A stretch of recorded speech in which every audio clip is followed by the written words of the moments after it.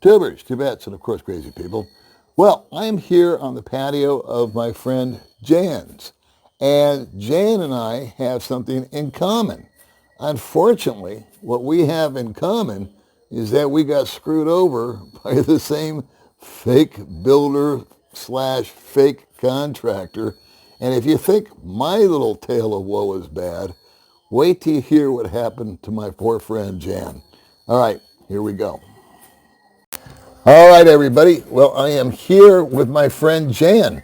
And Jan, unfortunately, is in the same proverbial boat that I am in that I got taken in by a contractor. And Jan is brave enough to go ahead and tell her story and what happened to her also. So thanks for coming on, Jan. You're welcome. And would you please just give us an idea as to how all this happened to you also? All right. Well, Gary and I are both retired, and Gary was in the Marines. He was a corpsman in 1977, and I guess there was a helicopter crash in Oriental Mindoro at that point where 24 Marines died, and he was a medic, so he wanted to go back to the place where the helicopter crash was to say his respects. Wow. Yeah, so that's how this whole thing started, and we ended up making a tour of the Philippines from that. We did a lot of research, and we went all over the Philippines. So we started in Oriental Mindoro, and then the next stop was Dumaguete, Darwin, and Valencia. Okay, so originally you guys, of course, were married in the States, and then you decided to come out here, I guess, for a vacation and also to pay tribute to the fallen soldiers that Gary had come in as a medic to help, and it really, really touched him. He was 19 years old at that time, because him and I were talking about it, and it's really a heartbreaking and heartfelt story that he told. Yeah, and there's like a memorial in Washington that commemorates all of the soldiers that died. It was called Operation Lightning. And anyway, he also brought back pieces of the helicopter wing, and we had them all made into pendants, and we gave them to all the families of the soldiers who died. So that was you guys are a couple that, from what I've observed, is you're here to try to make a difference in other people's lives. Yes. You know, like me, that you can't save everyone. Yes. But there are those that are special to you. And you're actually, I know you're too shy to say this, but I'll say it. You're helping a young lady with her education. You're helping another young man. You paid for his wedding. We could go on and on. Well, we're trying to just help a couple of people and make a big difference. There you go. Instead of helping everybody, we want to make a big impact on one or two families. So that speaks a lot to your nature. And it's funny because the contractor kept on telling me, we're going to build an orphanage together. Remember that? He kept on telling me that. And I go, I would say to him, because I'm from New York, I go, let's first get the house built. Okay, so you've been bouncing around. You guys were here in the Philippines. You came to Dumaguete, and you stayed for a week here and a week there. And then you just happened to book a week, I believe it was, 2 weeks. 2 weeks, at the Airbnb that this guy runs. Yes. And you spent 2 weeks with him every day. Oh, yeah. We'd wake up with him. We'd have coffee with him. We chat with him. Very, very personable. Very amicable. We thought, wow, we're becoming a good friend with this guy. He lent us a scooter, took us around. We went out to dinner with him. It's like we thought he was our friend, honestly. Right. That's the most hurtful part of it all. Right. And then when did the land thing and the house thing start? Oh, he said, I want to show you some property. I'm a builder. And okay, we said, okay. And, it wasn't on our mind to go buy anything. We were just like travelers. But, Garrett, we love the Philippines. So far, we loved what we saw. We loved being up in the mountains. It was nice and cool up here. And he said, okay, I have a plot of land for you to look at. It's up in the mountains right next to Apalong Brewery. So that's where we went. But we also went to some of the other owners' houses. One of them was like, I guess, 3/4 of the way built. And a couple of others were starting to get built. And we went to a dinner with a lot of the first builders. So there was like probably there was about 4 people that were the first builders, and that was back in February. Okay. And so they were 2024. satisfied. Yeah. You saw their houses, same Oh, as yeah. me. And they were very happy. I mean, we all Right. went out to have drinks together. Right. There was no animosity towards him at all. So I was thinking that we were doing really good due diligence, and I imagine you were thinking the same thing, because you're not only meeting the builder, but you're meeting his clients or customers. You're seeing the work that he's doing. Yeah. You're seeing how it's being performed.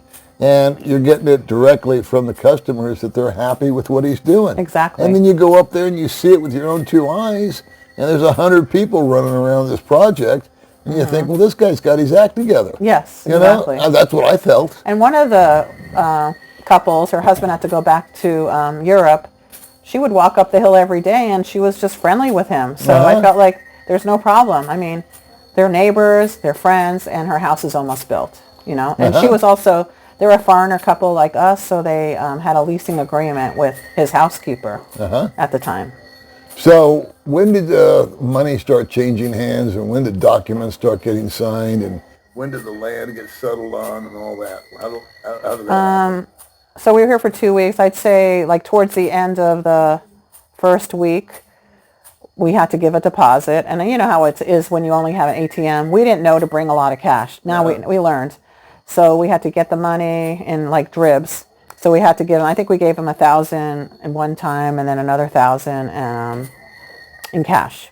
Okay, but you settled on a piece of land. We settled on the land, and the land was included with the lease agreement. Okay. And it had a lot number and all that. And we wrote down the contract with his attorney. Okay. But we had to change a lot of things, and she helped us change a lot of the, you know, things that we wanted to fix up or make sure she knew the payment schedule, things like that. And she was in cahoots with him. She definitely was helping us with the contract. Okay. Mm-hmm. All right. And so when was the first, or what was the first big amount of money that he requested from you? He requested, I think, May 3rd, the first payment, it was the first big installment of like $22,000. Okay. Mm-hmm. And so you're into that. What happened after you gave him the money? Did he start working on the property? I actually had to tell him, hey, I need a receipt. You know, Really? Because I'm really like, I don't mess around. I go, I need a receipt. And actually going back to the contract, I had to say, we're leaving, I want the contract. So that should have been another red flag. Why aren't you sending me a receipt that you got this money, this wire transfer?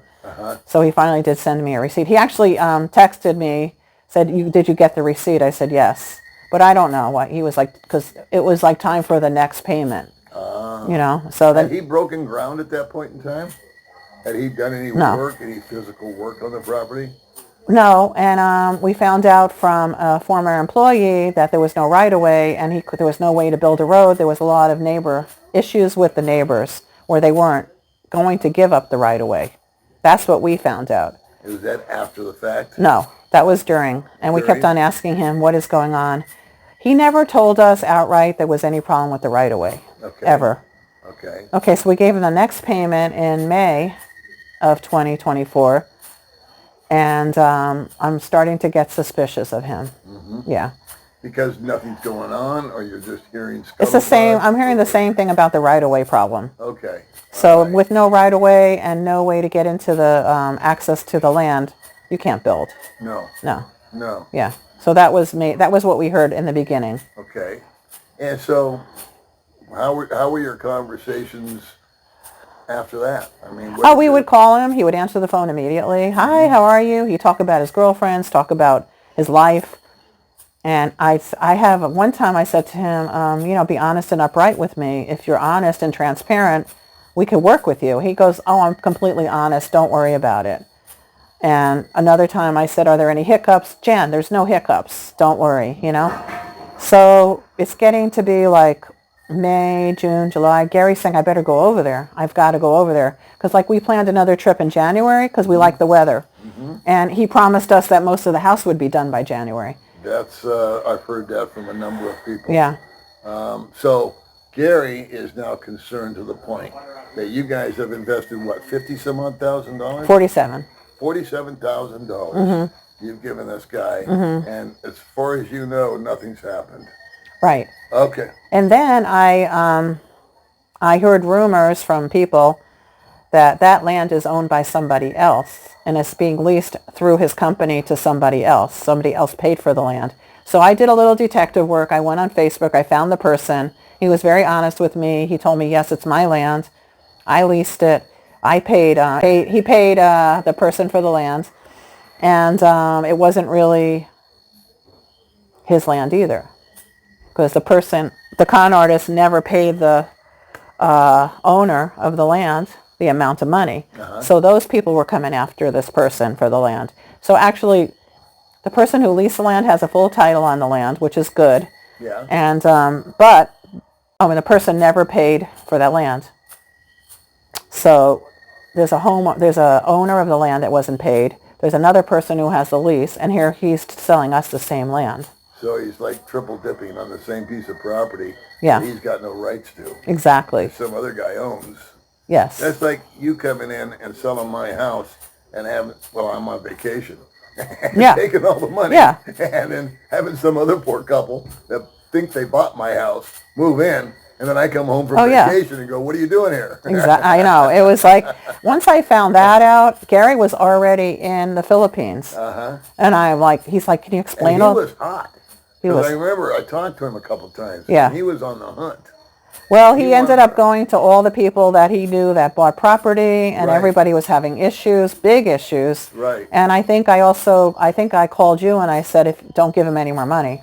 Remember that? You did. Yeah. Yep. I said, Gary's here, don't give him any more money because we're hearing all this stuff go. It's like blowing up on us right now. Right. Yeah. And then it started that there was a coffee shop that we would all get together at, and 3 or 4 or 5 people at a time were coming together. And then there's been a number of gatherings of people. Yeah, we have a WhatsApp group with over 33 people on it. And it's a great group because we're all sharing our stories. Sure. And it's at the point now where, a lot of us are going through legal action. And then the nice thing is people are healing and they're starting to rebuild. That's kind of you're right. You're absolutely right. There's been a lot of water going under this bridge.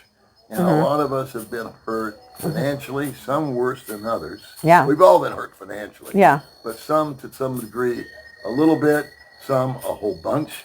The ones that break my heart are the people that literally gave away up front their life savings. Yes. There's people that have lost savings, and now they are going back to work. They're not coming here. And they're our age. They're going to work at Walmart. Exactly. It's not like they can go back to their career. That's over with. And then what about all the workers that haven't been paid? Oh, the vendors, the workers. It's amazing that this guy's still strutting around town. Yeah, we don't really understand it, but the more we dig into him, the more we find out that he's a seasoned con man. He's been doing this for a very long time. There is a timetable, a laundry list of a guy that's been following him for years. Yeah. Apparently he pulled a scam in South Africa, pulled a scam in Poland, a number of other countries. Taiwan. The other things I can't verify, so I can't say it. Yeah. So, what I mean? I mean, there's he said, she said stuff. But it's if you go on to one of those, the what do you call it? Artificial intelligence sites. You just put his name in and everything pops up. Okay. So he's notorious. Well, what I'm going to do is I'm going to put because I don't want to say names and all that because of the legal issues that keep getting snarled, and I don't need that in my life. Yes. Not at this stage of the game. Yeah.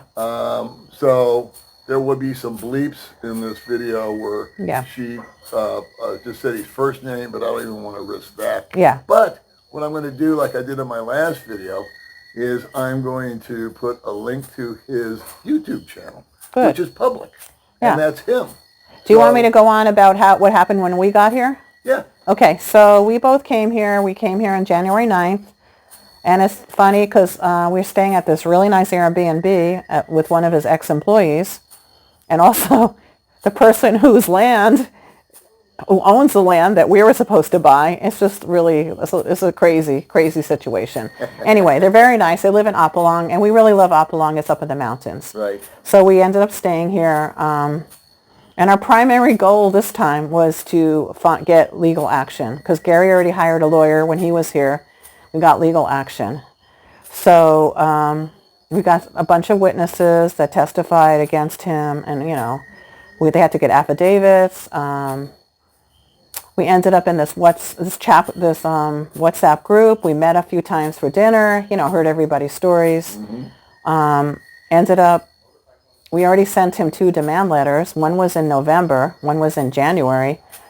And the second letter said, if you don't respond, we're going to have to do criminal. Okay, so criminal is a lot different. It has a lot more stick to it. It's called estafa. So we filed estafa yesterday. Wow. Yeah, so we filed estafa, and it goes by how many years of prison according to how much money you've lost. And because we lost $47,000, it's in a higher degree than if you lost up to $40,000. So what's the beginning for estafa? What's the minimum you would have? I don't really know, but I know we went to the prosecutor yesterday with all the paperwork, and he said we're in a higher level estafa. And they're going to take the case. Yes. Oh, good. Yeah. Okay. We don't know, like the details. We don't know how long it would take. But once he is given his summons, or once he's summoned to court, they can put a hold on his passport. So I don't know how long it's going to take. I really don't know. That's all, like, we already did everything we could, and it's now in the law's hands. Let's talk about moving forward. Yeah. We touched on that about 3 or 4 minutes ago. Like I said, different people lost different amounts of money. But I think at this stage of the game, because it's been so many months, time heals all wounds. Yes. And I think we've all pretty much just said, you know what? This guy has gotten into our pockets. He's gotten into our emotions. He's gotten into our minds. He's made people, including myself, depressed. Yes. And angry. Yes. And mad at myself and ashamed that I fell for it. And all these negative emotions. And the guy just doesn't seem to have a soul. It's amazing. And he's still here. And from what I understand, he's still running his game on people. Now, here's a little interesting factoid. You were talking about the workers not getting paid. The workers at my place took the little shelter that they built just because they said they wanted to get compensated something. They weren't taking it from me. They were taking it from him. Are you sure he didn't just move it? It was a bunkhouse. Are you sure he didn't just move it to another site? I can promise you, because the neighbors sat there and watched it happen. Wow. And they talked to the guys, and the guys said, yes, this and this guy, and this company. Well, comes to be, here comes this little old man that lives behind the property that May and I bought. And he said, I know that guy. He says, he used my daughter-in-law's hardware store. And he bought everything on, 30-day, you buy in 30 days. It's very common in the States. Yeah. It's called a net 30 days. Or a Yeah, net yeah, 60 like at Home days. Depot, right. Yeah, like a Home Depot. Big contractors come in, they pick up their stuff. Yeah. And then the bill goes out and they pay it within 30 or 60 days. Right. Well, that's how he set up. Problem is, he never paid her. And this is a little Filipina with a little hardware store. Wow. And he took her for 600,000 pesos. Wow. Yeah. And that's a lot. And actually, yeah. Oh, do you want me to tell you about the mayor? The mayor's visit? Yeah. Okay. So I'm like, I don't know. I'm the type of person, I think, once I get an idea, I'm like not going to give up. And it's not so much the money. It's because he's really taken such advantage of people. Even his workers, his females, he pitted them against each other. So this girl that was an employee of his lives really close by here. And we made an appointment. Her and Gary and I went down to the mayor's office. We made an appointment because we know he has office hours. I don't remember what day, but we went during his office hours from 9 to 10. And I was thinking, you know what? We should get a whole bunch of people. We got foremans, we got business people, we got victims, and we had about 15 or 16 people at the mayor's office. This was last week. So we went to the mayor's office. He was very, very interested in talking to all of us. He said, listen, he's not allowed to build in Valencia anymore. And we told him about the Airbnb, and he said, does he have a license? No, we don't know. He said he's going to look into it. Good. He wasn't aware that he didn't have a SEC for his business or for the business before that, Lizelle Construction. He was writing everything down, And apparently his son also got ripped off because he owned an air conditioning business and he hasn't been paid for those. So it's like even the mayor said, I'm on your side. Don't worry. So we really have a lot of support in Valencia about this person. But he can't do criminal issues, but he really put the nail on him as far as he could. Yeah. Yeah. I had a similar experience, not nearly as dramatic as that, but my wife and I have been going to the municipality out in Dowen. It seems like for the 300th time trying to get our permits that he promised to do. Did you ever get a permit? No. No. Could you? No, Right? and Because you it know what wasn't the yours sad to thing get. is? He's blaming it on an employee where he actually told the employee, hey, just tell people we're working on it. And it's a whole big scheme. And it's sad because he put these young kids in, he made them like his lap boys in a way. Right. Yeah. He turned perfectly good people into liars. And, well, But they weren't because they really told us the truth. So thank God for them. good for them. If it wasn't for them, we wouldn't have known anything that was going on. So my wife and I have been going back and forth. Let me take some of this. Huh? I need some Repel. Yes. Okay, Yeah, sure. thanks. We've been going back to the municipality, and they've been hearing the name of his company. And last time that we went, my wife and her sister went upstairs to get the 40th document signed.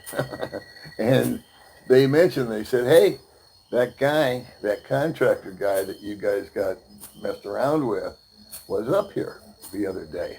And the first time they said he was coming in trying to push through a building permit. And we looked at the permit, he didn't even have it filled out properly. So this is the big contractor that's supposed to be doing all this for you. He doesn't even know what goes on what line, much less file one. And then the second time we went back, not the last time, but the time after that, we went back to the municipality for yet another deal. And they said that he was in again, and he wanted to open an office in Dowen in one of the business complexes. There's two new business complexes. Oh, yeah. I know where they are. Pretty Yeah. little commercial buildings. Yes. They denied him. He said, I'll pay you 6 months up front. They said, we don't want you here. Wow. We have had too many people, not just me and my wife, but there's been this person, that person, this person, that person, that he's not only affected Dumaguete, Valencia, but he's also affected Bakong and Dowen. And Cebu. And Cebu. And so who knows how far his tentacles reach. Yeah. So I reckon you're going to still build out here? You're just going to... We're looking around, but you know what? We just are going to take our time, and we're looking around. So, we're going on to Vietnam and Thailand again. We'll be back next year, stay in the same place. And I'm really hoping that, justice will be served by the time we get back. I mean, I'm hoping it happens quick. But, this really brought us together, though, as a community here. We feel closer to the Valencia community with the Filipinos, with the, expats, with his ex-employees. They're really good girls. These girls that work for him are smart. I know 2 of them are here tonight. The 2 of them are here tonight. We had gone with the other girl all over the place with her because she lives in a different part. Very smart girls. And, they all were, pinned against each other. And it's just the thing that I really want to tell you is when I get back to Arizona, there's somebody that was going to do a documentary on him up until he got arrested in South Africa. And we're going to work together, collaborate, and take it from South Africa to whatever happens to him. And I feel like it has to be. This is like a Netflix docudrama. I agree. This guy, he's very smart, but you know what? Maybe he wasn't used to messing with Americans or we're just not letting up, No, we're like a dog with a bone. We're not letting up on him, and I felt really good once we turned in all the papers to the prosecutor. Even if nothing happens, at least we did our very best, but I've never heard of anybody this conniving in my entire life. Never. And he connives so many people. It's like so many people. On all levels. On all levels. Poor. Yeah, like the mayor said, he's a very smart man. But he should have used his smartness. He could have come here and started a new life. Nobody would have known. He could have had a legitimate business. Yep. But instead, he built a little scheme where he built a couple of houses, and then the rest of us got screwed. Yeah. And I feel like he could have turned his life around. He could have really said, you know what, I'm not going to be that kind of person anymore. I'm going to leave that behind me. But instead, he took it here. And the Filipino community really tried to embrace him. I feel like the workers trusted him. And now I really hope the workers go after him as far as legally they get there. Of all the people that got damaged, I hope they get the recourse. I hope they get satisfaction, compensation. Because you know he has money. Yeah. Everybody knows he has money. Yeah. Where would all the money go? Where would it go? How To. can he take like 50,000, 100,000, 80,000? I mean, I know people, and I know people, he's always begging for money. He's always asking for loans. Like, what does he need? What is going on here? That's the thing. Where is it all going? Yeah, he's selling cars he doesn't own. So somebody that's an ex-DEA agent said usually that these people keep the money close to them. So if they need to escape, it's right there. Yeah. Yeah. So I think whatever he puts up is a smoke screen. I think if his lips are moving, he's lying. But I want to end on a positive note. yeah. And the positive note is this.